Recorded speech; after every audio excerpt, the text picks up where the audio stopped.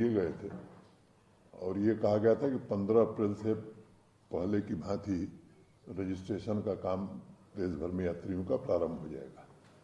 यात्रा की तिथि बाद में घोषित की जाएगी। तो 3 जुलाई से यात्रा प्रारंभ होगी और 28 अगस्त को रक्षाबंधन को समाप्त होगी। तो मोटे तौर पर इस बार की यात्रा थोड़ी लंबी होगी, 57 दिन का ये पीरियड होगा। और जैसा आप सब जानते हैं, प्रथम पूजा ज्येष्ठ पूर्णिमा के दिन होती है। वो 29 जून 2026 को प्रथम पूजा होगी। 15 अप्रैल से पंजीकरण शुरू हो जाएगा। एडवांस रजिस्ट्रेशन 554 बैंक की शाखाएं हैं।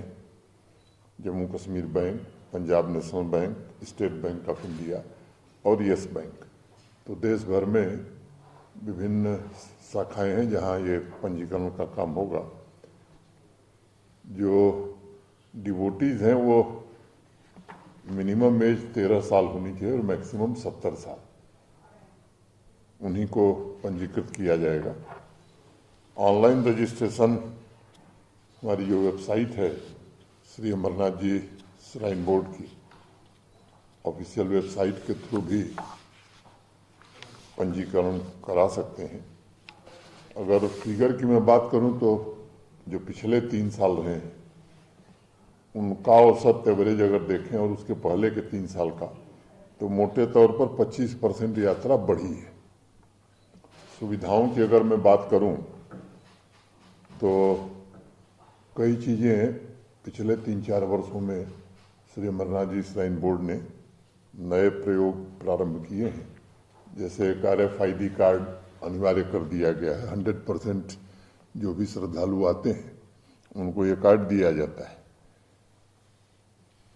एक ग्रुप एक्सीडेंटल इंश्योरेंस भी हम लोग यात्रियों को देते थे, जो 5 लाख रुपए इस साल बोर्ड ने अपनी पिछली बैठक में फैसला किया कि 5 लाख से बढ़ाकर उसे 10 लाख कर दिया गया है। जो नेचुरल डेथ हो जाती है या एक्सीडेंटल डेथ पोनीज की, तो उन्हें भी 50,000 रुपया तो नेशनल लाइव स्टॉक मिशन पिछले 3 वर्षों से दिया जा रहा है।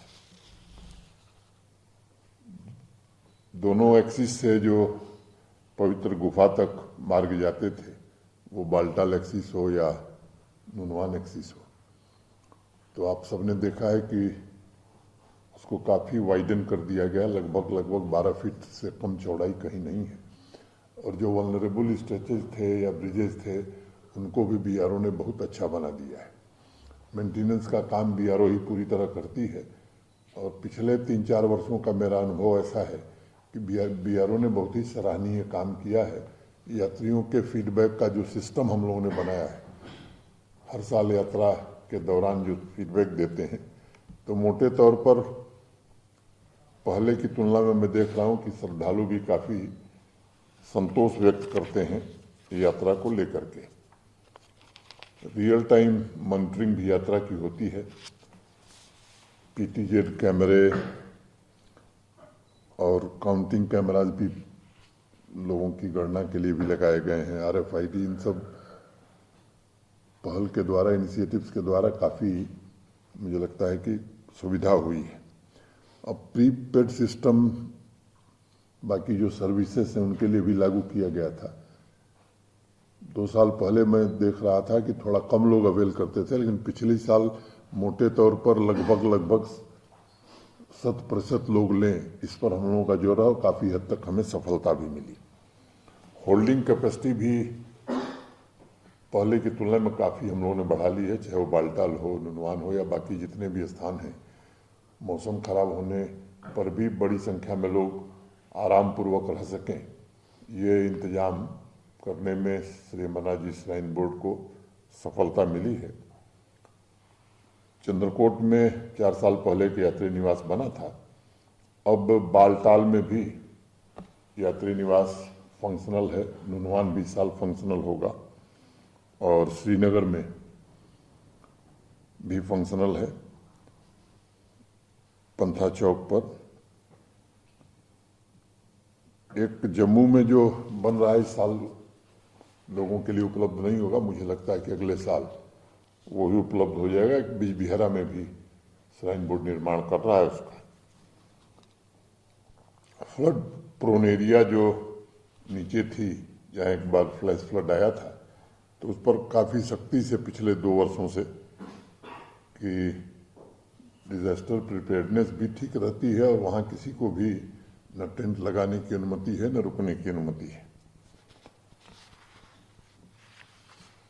माउंटेन रेस्क्यू टीम्स पर्याप्त मात्रा में हर साल लग रही हैं। Jammu Kashmir police, NDRF, SDRF, CRPF ये बड़ी संख्या में डिप्लॉय की जाती हैं। आर्मी भी श्री अमरनाथ जी यात्रा की सुरक्षा में हायर रीचेज पर पहले से ही अपनी पोजीशन ले लेती है। रियल टाइम वेदर प्रेडिक्शन की अगर मैं बात करूं तो आप सबने देखा होगा कि डॉपलर रडार लगने के बाद अब वो पहले वाली स्थिति नहीं है कि एक विपरीत धारणा बन जाती थी कि मौसम विज्ञान ने कुछ कहा है तो इसके उल्टा ही होगा। अब सटीक प्रेडिक्शन आईएमडी भी कर रहा है। 100 बेड के अस्पताल, हॉस्पिटल, 100 बेडेड हॉस्पिटल बालटाल और दूसरा जो है चंदनबाड़ी में, ये भी 2 साल पहले बन गए, तो अच्छी सुविधा, देश भर से डॉक्टर भी आते हैं। सीमलेस कनेक्टिविटी रहे, इसके लिए मैं तीनों सर्विस प्रोवाइडर्स को, बीएसएनएल हो, रिलायंस हो, एयरटेल हो, पिछले बार भी यात्रा के दौरान भी हमने देखा या उसके 1 वर्ष पहले भी, इस बड़ी संख्या में लोग बारिश के कारण रुक जाते हैं तो भी कठिनाई न हो इसका ये प्रयास करते हैं। सैनिटेशन पर विशेष ध्यान पिछले कई वर्षों से हम लोग दे रहे हैं, क्योंकि 3 साल पहले मुझे याद है कि सबसे जो फीडबैक हमने लिया था तो सैनिटेशन पर ही थोड़ा कम नंबर मिला था, लेकिन 2 वर्षों में उसमें भी काफ़ी सुधार हुआ है और भारत सरकार ने भी उसमें इस यात्रा के लिए सैनिटेशन के मद में काफ़ी मदद की है। तो मोटे तौर पर मैं कहूँ कि जम्मू कश्मीर प्रशासन, भारत सरकार, श्री अमरनाथ जी श्राइन बोर्ड और देश भर के श्रद्धालुओं के कारण यात्रा सुगमतापूर्वक, सफलतापूर्वक चल रही है। तो पंजीकरण के बाद 3 से यात्रा प्रारंभ होगी, इसलिए मैंने सोचा कि ये देश भर के श्रद्धालु जान सकें, इसलिए आप लोगों का आमंत्रित किया था। इससे संबंधित कोई अगर जानकारी आपको चाहिए तो। लास्ट ईयर के मुकाबले में इस पीरियड में कुछ रोड इंतजाम में बढ़ोतरी की गई, जैसे रोड कनेक्टिविटी भी एक बहुत बड़ा इम्पोर्टेंट फैसिलिटी है, जैसे स्मूथ हो गया ट्रैवल पिलग्रिमेज का। स्वाभाविक रूप से वाइडनिंग होने से रोड के पहले उसी 4 फीट की सड़क में पोनी भी चलती थी, पालकी भी चलती थी, श्रद्धालु भी चलते थे, काफ़ी कठिनाई होती है। मुझे लगता है कि सड़क की वाइडनिंग के कारण जो फीडबैक हर साल मिल रहा है पिछले 2 सालों से, वो काफ़ी इसकी सराहना कर रहे हैं लोग। ग्रिड पावर भी बालटाल एक्सिस से होली केब तक पहुंच गई है, होली केब से पंचतरनी तक है और पंचतरनी से चंदनबाड़ी तक का काम भी तेज गति से चल रहा है। शायद इस साल ना हो पावे, लेकिन मुझे लगता है कि सितंबर अक्टूबर तक वो काम भी खत्म हो जाएगा। तो ग्रिड पावर के कारण भी ढेर सारी सुविधाएं हो गई। सर, क्या कभी ऐसा समय आएगा, आपके मुंह में घी शक्कर, केवल बैटरी का ही तो रोपवे भी ऐसा बन सकता है कि लोग बाबा के दर्शन कर सकें। ये भविष्य के गर्त में छिपा है। मैं उम्मीद करता हूं कि बाबा की कृपा से ये दोनों संभावनाएं जो है हकीकत में बदल सकें।